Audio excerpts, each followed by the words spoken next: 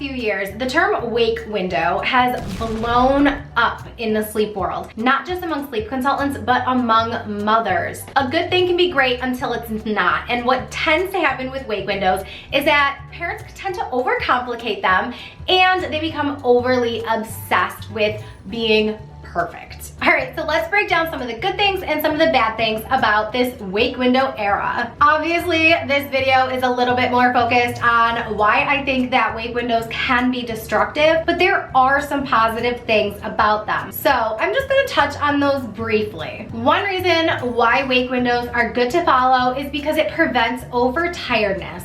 So when you know that it may be age appropriate for your newborn to only be awake for 1 hour before needing to sleep again, then your baby is less likely to become overtired, because a lot of newborn parents don't necessarily know that babies can't really handle that much time awake. They may not put them down for a nap or hold them and cuddle them for a nap, because that's what we should always do with newborns. And new parents may be stretching those wake windows to a couple hours because they think that everybody can stay awake for a couple hours, why can't a newborn? And then they become overtired. The second reason why they can be good is because it gives consistency. So maybe you know that your 7-month-old can only handle 2-hour wake windows, then you consistently know that they're gonna wake and then sleep within 2 hours. The third reason why wake windows can be good is because they are age appropriate. So yes, there has been studies and research gone into these wake windows. So we know that they are age appropriate, and we know that if you're following them, then your baby is going to have an age appropriate daily schedule. So now let's jump into the 5 maybe not so great things about wake windows. Okay, so the first reason why I don't necessarily love wake windows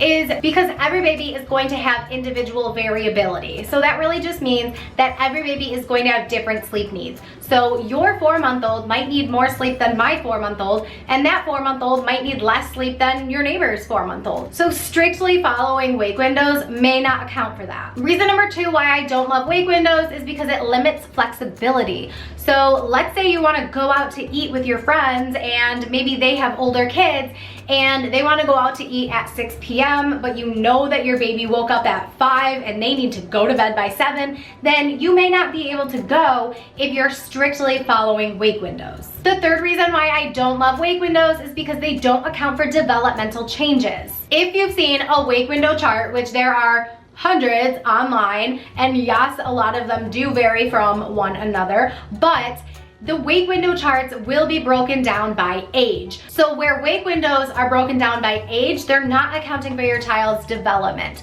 So let's say, for example, your child is 6 months old and they're learning to crawl already, but there's another 6-month-old who is barely learning how to roll both ways. Those two children are exerting a different amount of energy and they have different developmental needs, so they're probably going to have different sleep needs. In which case, following wake windows only is not going to be the best solution. Reason number 4 why I don't love wake windows. I'm just gonna sing about them now because I'm gonna say wake windows 50,000 times in this video. But strictly following wake windows overlooks your child's individual sleepy cues. So let's say, for example, your child has a 2-hour wake window, but by 1 hour and 37 minutes, your child is starting to rub their eyes and yawn and look away from stimulation. That's showing you that they're tired. But if you're only following the wake windows and you're not gonna put them down until it's been 2 hours, because they should be on a 2-hour wake window, so I'm gonna make them wait until it's been 2 hours, but maybe they're overtired by the time you try to put them to bed, and then it becomes very difficult to get them down, and then they only take a short nap, and then they wake up cranky and it sucks. On the other hand, if you have a child who you think should be on a 2-hour wake window, but by the end of the 2 hours, you put them in their crib and they literally just lay there playing and talking to themselves for 30 minutes, then they were undertired and they weren't ready for a nap yet. So using wake windows can be a great thing, but they need to be used in correlation with your child's sleepy cues. Now, if you're not sure about your child's sleepy cues and they are between 0 and 3 months old, then I want you to click the link in the description box down below. I will also pin it in the comment sections, but I want you to grab Baby in Bloom, Mama's Guide to the 4th Trimester. This is my newborn course that is going to cover so many things about having a newborn. Not only is it talking about wake windows and sleep sleepy cues, but it's also talking about different ways to swaddle, different ways to soothe. What should the wake windows be? When should you follow wake windows? What happens when you have to go back to work?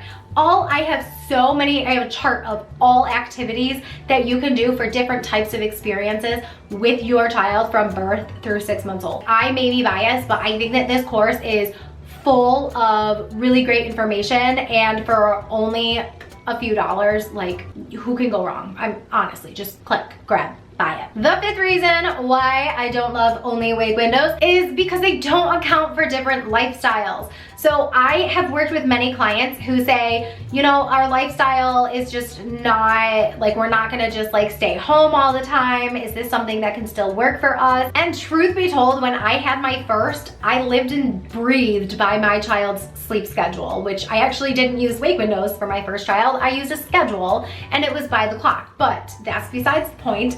I literally didn't do anything that might interrupt his sleep, and I was obsessed. I mean, rightfully so. I'm a sleep consultant. So we really missed out on a lot of things. Like, even when it came down to holidays and family gatherings, like, I didn't want him to miss out on any naps, so we would go late. And yeah, it was fine and everybody understood, but like, in hindsight, like, would it really have been that bad if we just like woke him up a half hour earlier or let him sleep a half hour earlier?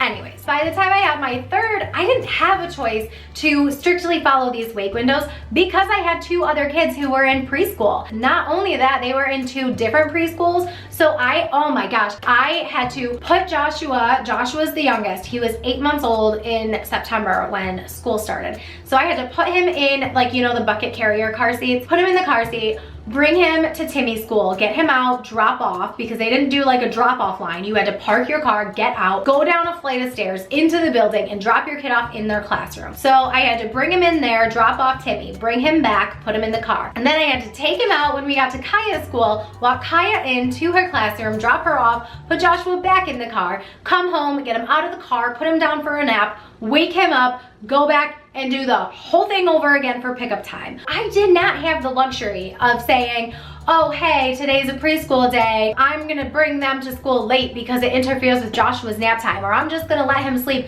until, you know, whenever, because I don't want him to miss out on any of his sleep, so I'm just gonna pick my kids up late from school. Like, that's not real life. Having those like real life lifestyle expectations and just knowing that it's not always going to be perfect is so important. And that brings me to my next point, okay? So yes, wake windows can be a very great thing for a lot of babies, but for a lot of moms, it brings so much anxiety and just so much overthinking. I've seriously gotten messages from parents saying, well, the baby was up for an hour and 52 minutes. Should I wake them up from sleep 8 minutes early because they got 8 minutes extra sleep? Like, breathe, mama, breathe. It is not that serious. So all of that to say, I am not saying that you should never follow wake windows and that they're garbage and that I don't believe in them at all, because I do. I think they are a great starting point. However, I think it is very important to use wake windows